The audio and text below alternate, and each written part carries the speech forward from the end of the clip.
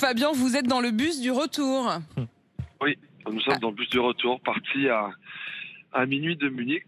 Et là, nous sommes à un petit peu moins de 400 km de Paris. Donc ça nous ferait arriver vers à peu près midi, 11h30 midi. Et bon, ça, je vous avoue que ça commence un peu à peser, hein, parce qu'on est parti pour le coup depuis 21h30 lundi.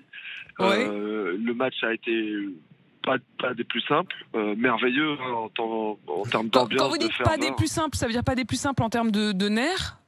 Oui, et donc forcément fatigant, même si nous on a joué évidemment notre rôle de 13e homme, même de 12e homme d'abord. Vous savez, on vous a entendu, Fabien, et franchement, je trouve que c'est extraordinaire. Alors vous êtes avec 90 autres supporters qui font effectivement l'aller-retour, mais c'était pour nous, du côté de la télé ou de la radio, extraordinaire à entendre. Vous avez donné de la voix, hein.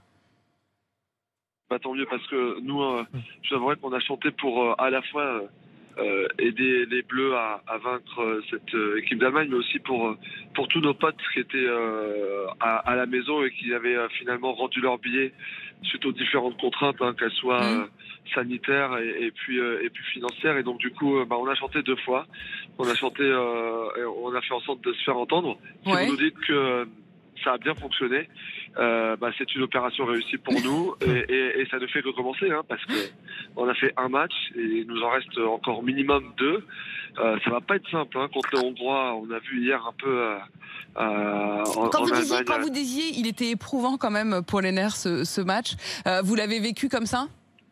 Ah oui, bien sûr.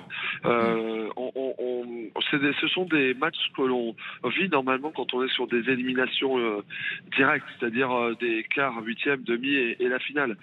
J'ai des souvenirs notamment de matchs contre la Belgique en demi, quand à la Coupe du Monde, j'ai eu cette même tension, et pourtant on n'est que sur un premier match de poule.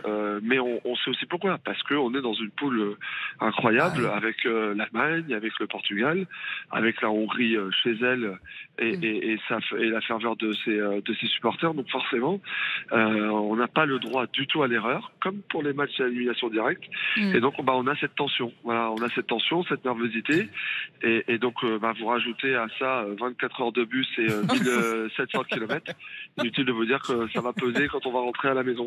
Justement, Fabien, vous disiez que vous seriez de retour à Paris à midi. Vous enchaînez pas sur une journée de travail quand même?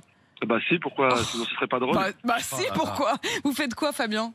Je suis conducteur de train. Sinon c'est pas très rassurant.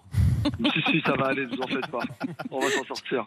Vous me promettez, hein? Vous serez prudent? Oui, bien sûr, on est responsable quand même. Bon, je vous laisse dormir quelques heures quand même avant l'arrivée. C'est fort sympathique, merci beaucoup.